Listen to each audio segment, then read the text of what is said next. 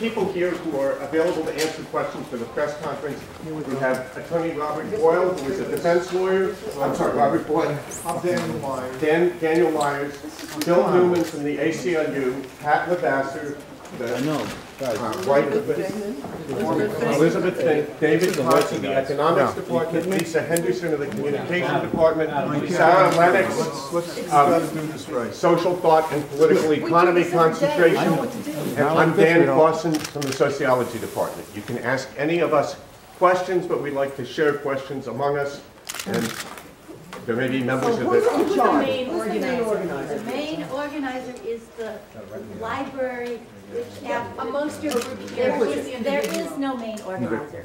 Okay. Can you talk about then why it was important for you to try to bring Ray Lavasser here? Okay, well, it wasn't important for me. It's important for the University of Massachusetts to bring Ray Lavasser here. I'm a lawyer.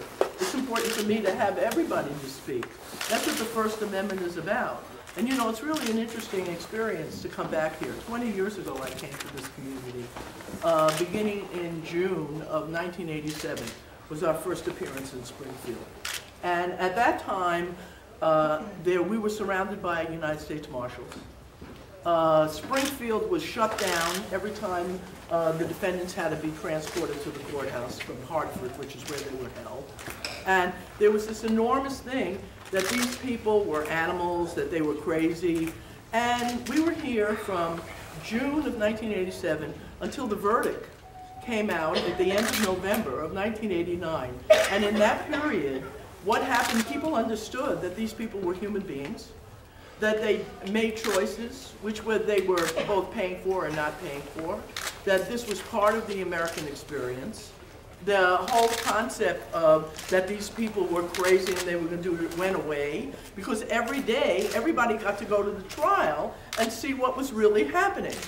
Now we're back into, sorry, I didn't mean to do that. We're back into the same situation of hysteria, which happened 23 years ago when we first started out, right? And we want to come and do what we always do, which is to humanize this situation, to make people understand history and what puts people into the situation, to make people understand the Constitution, right, and the difference between sedition and treason, and all the other issues that were raised here for 2.5 years. So that's why we came back. We also want to commemorate our great victory, because the jurors from this community acquitted these people of what they were charged with, which was seditious conspiracy to overthrow the United States government by force and violence. And Pat was acquitted of that. She was acquitted of the other, and then of the RICO charge, and then the government dropped all the charges. So we won. And we won in this community. And we won with our jurors, who were just regular people. So all this hysteria about all evil coming and Raymond shouldn't be allowed to speak, everybody can speak. If Donna LaMonaco wants to come in and be on the platform, she can come and be on the platform. We have jurors who are going to come here and talk about this trial. It was an amazing trial. Sedition is always an amazing trial. So that's why we're here. You talked about the hysteria. Are you surprised by the reaction after all these years to their appearances here? I mean, I'm never surprised. Can I say something? The four of us are members of departments that chose to sign on as sponsors for bringing the talk back after it had initially been canceled by the library. Do you think there's an important missing voice here tonight then? If he wasn't allowed to come? Or do you Yes, there is, and it's very shocking that the parole system was used to prevent someone from giving an invited speech at a university. There's an important issue of academic freedom here. Academic freedom does not just involve the right of professors to pursue their research without political harassment. It also includes the right of the university community, students, faculty, staff, to hear a wide diversity of views, including popular and unpopular ones. When an invited speaker, when the invitation is then withdrawn because of the views of the speaker, that is a threat to academic freedom, and it's made worse when after the invitation was re-extended sponsored by a group of departments, the parole system prevented the speaker from leaving the state of Maine. That seems to be the kind of thing we read about occurring in other countries that have repressive governments where dissidents are prevented from speaking to the public. It is shocking that this happens in America. There's a group of men across the street who say this isn't about academic freedom, that this man was convicted of bombings. He was. He served time in prison. He was convicted of bombings. I'm not aware that being convicted of setting bombs makes someone not eligible to speak on a university campus. We have had many people speak at the University of Massachusetts who have pasts that many would regard as involving illicit violence. We've had people speak here who've been in a military body that has engaged in acts that many think were illegitimate, were very violent. This would not be unusual. Was there a thought to... What do you think? Yeah, I mean, what's your take on this all? The reaction that people have to you coming back, that Ray has not been allowed to come and speak here tonight? Well, I view it as a reactionary position that you see. I don't know if some people are afraid that we're having a socialist revolution in this country, or what people's concerns are. But it just seemed to me that this smack of reactionary without even the truth being put out there. Law enforcement sees you as a threat. Law enforcement sees you as a threat. Well, that's ridiculous. Threat to what? I mean, what? Well, they feel that you're here to speak to and brainwash, and that's the words they use, brainwash and recruit young minds. What's the basis of their feelings? What's the basis of that? I'm asking What's the you. basis? I like to turn off right-wing radio when I hear it. I don't think I'm going to get brainwashed by it, but I think it's obnoxious. People don't have to listen to what we say. They can leave. They don't have to come. You know, I would underestimate people here and their intelligence to think that someone's going to be brainwashed. Yeah, do you ever have any regrets about your past and the violence that the UFF undertook at times? Well, everyone has regrets probably over their whole lifetime. But I understand who I was when I grew up as a young person in a very racist town, and it came a time in the 50s and 60s when there was a lot of things going on in this country. People are old enough to remember. There was a lot of violence against protesters. There were people protesting the Vietnam War. It was a different time, and it's a time that we came up to. And we were passionate about wanting to change, and we felt that if we didn't fight for change, then we were going to have a fascist country. Do you have any sympathy for Donna LaMonica? Oh, of course. I mean, it's tragic to lose your husband at a young age with children. It's very sad. Or in the act that, her husband was killed as well. Well, her husband was in the line of duty, and I'm sorry it happened. It's a tragedy. I feel very bad for her. I hope she got her life and found happiness. But it's always a tragedy.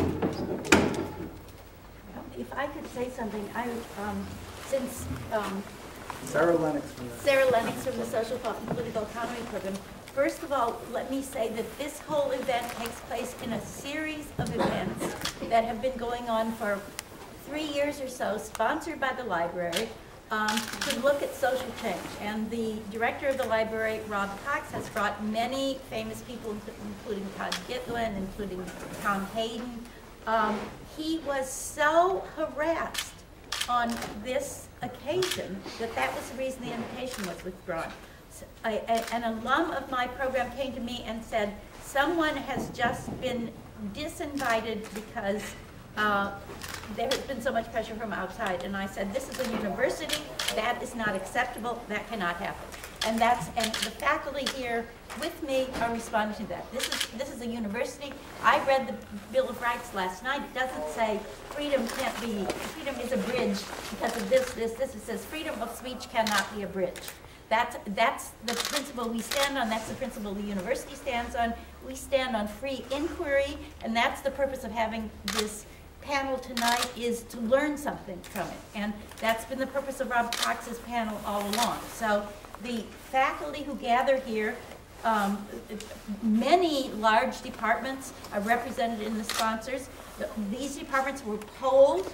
The faculty, of course, have many different positions, but they stand foursquare in favor of academic freedom and freedom of speech, and that's where we stand too. It's important from our point of view, if a talk gets canceled because of outside pressure, that is itself a form of terrorism, that is itself a form of harassment, and a university can't stand for free speech and academic freedom and permit that to happen. So for many of the departments that are sponsoring the rescheduled event, they would not have been interested in sponsoring the original event. It simply wasn't in their areas of interest.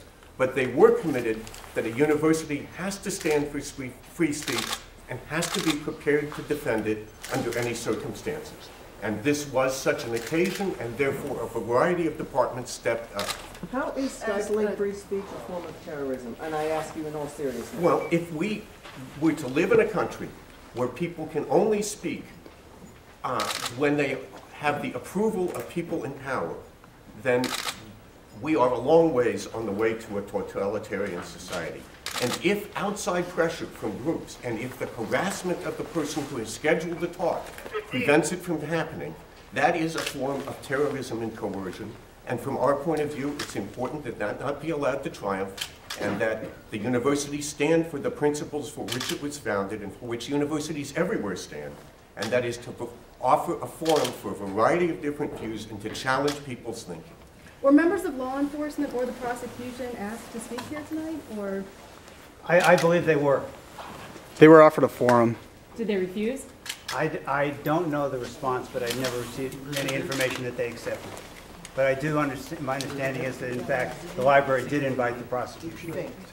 I would also speak as chair of the Department of Communication on behalf of UMass students to the question of brainwashing. UMass students are the least likely targets of brainwashing. I can imagine they are questioning people, they ask hard questions about hard topics under hard circumstances. They expect that of their faculty. They would challenge us if we fell down on that job, and I have enormous faith in the students at this university to take such a forum seriously and to take the occasion, if they want it, to challenge the people representing the positions they represent. Thank you all. Thank you all very much.